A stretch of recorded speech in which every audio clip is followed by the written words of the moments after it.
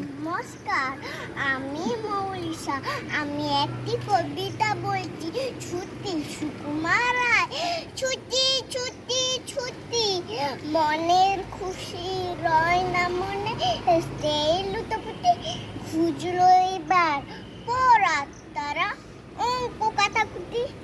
দেখবো না আর পণ্ডিত রই রক্ত আঁখি দুটি, আজ যাব না স্কুলের পানে নিত্য গুটি গুটি।